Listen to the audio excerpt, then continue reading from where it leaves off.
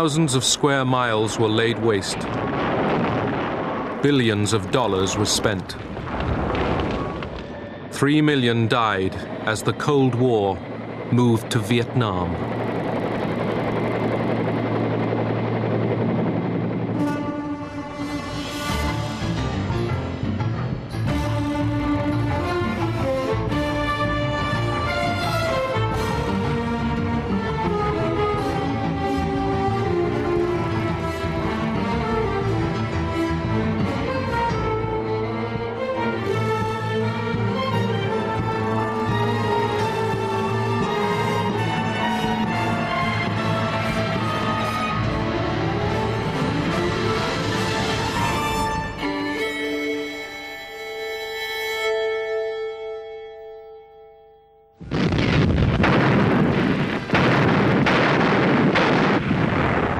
Dien Bien Phu, 1954. One of the defining battles of the Cold War. Despite substantial American backing, the French finally lost control of their Vietnamese colony. They were defeated by the communist-led army of General Giap. The Dien Bien Phu campaign was a huge victory. It was the first time a poor feudal nation had beaten a great colonial power that had a modern industry and a massive army. The victory meant a lot, not just to us, but to people all over the world.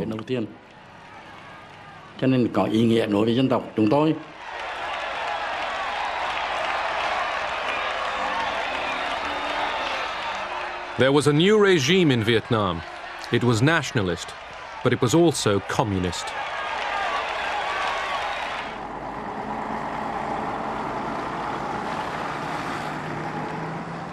After Dien Bien Phu, the French left Vietnam for good.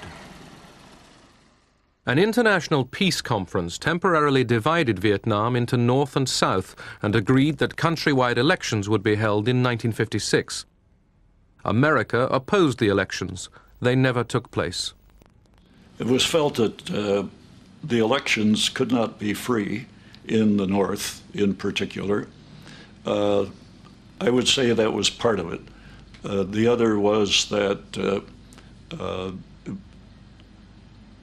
a sense that even if free elections were held, they probably would be dominated by the communists, and the communists would gain control. Ho Chi Minh, North Vietnam's leader, had lived in France and trained in Moscow.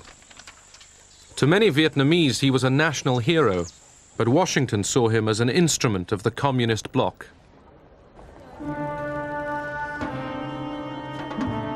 The North Vietnamese embarked on radical land reforms. Landowners and so-called rich peasants were persecuted, pilloried, and imprisoned. The party's cruel policies helped aggravate a refugee crisis.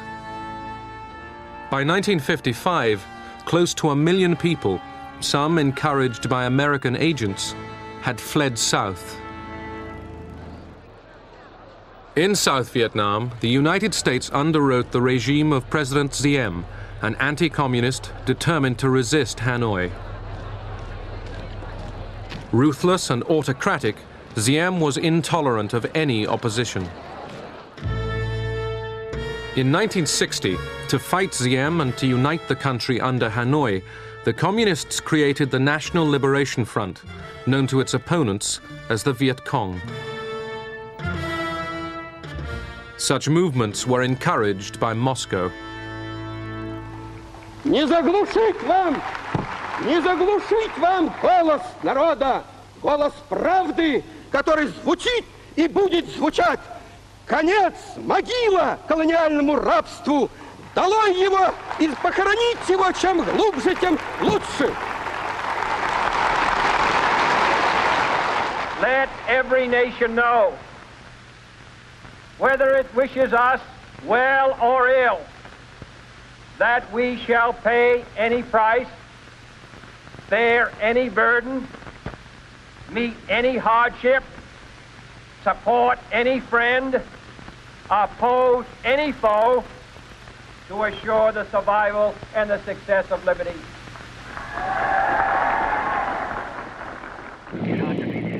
Within a year of his election, after suffering the Bay of Pigs fiasco in Cuba and a crisis in Berlin, President Kennedy set out to show strength in Asia. The objective was to prevent the dominoes from falling. The loss of Vietnam would trigger the loss of Southeast Asia, and conceivably even the loss of India, and would strengthen the Chinese and the Soviet position across the world. Village leaders in the south who supported Diem were being assassinated by the National Liberation Front, or Viet Cong.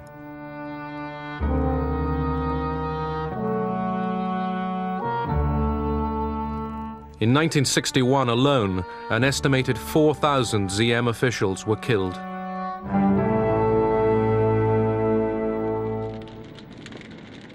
To isolate the peasants from Viet Cong control, Diem's troops burned entire villages to the ground.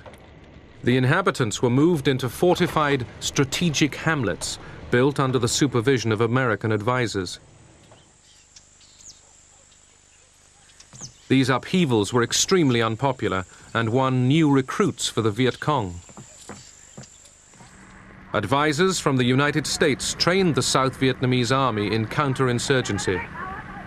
Violence was routine.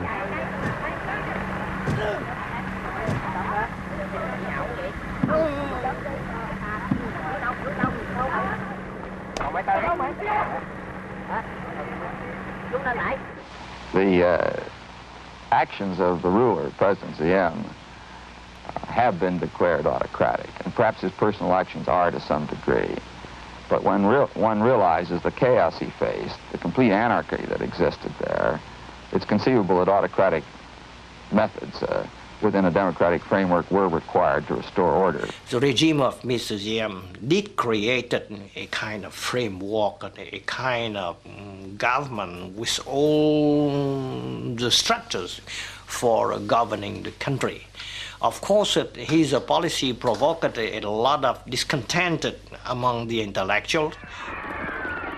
Summer 1963, Saigon witnessed horrifying scenes. Buddhist monks burnt themselves to death in protest at Diem's religious intolerance.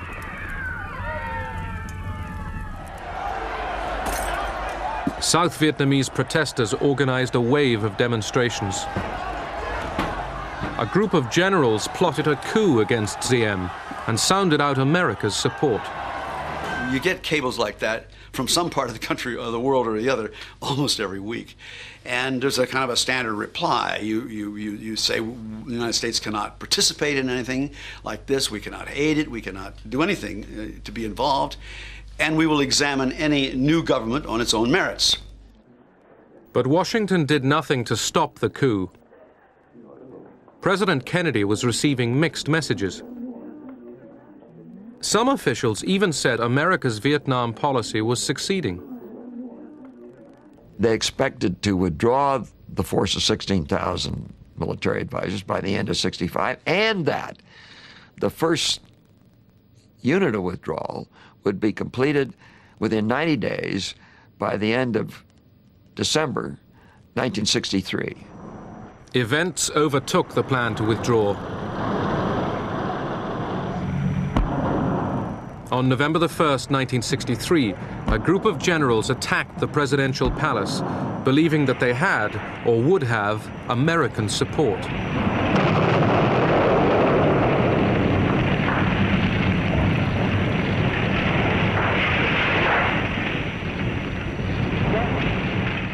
By the next day, the government was overthrown.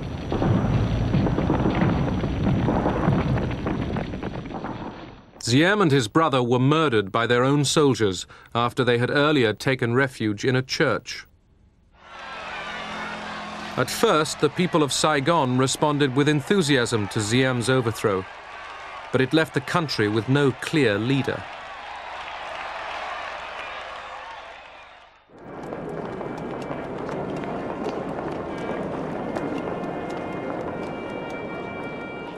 Within 3 weeks of Ziem's murder, President Kennedy was himself assassinated.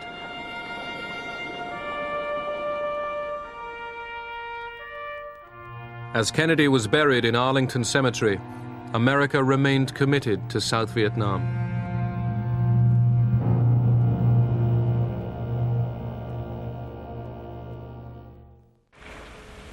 We are going to build a great society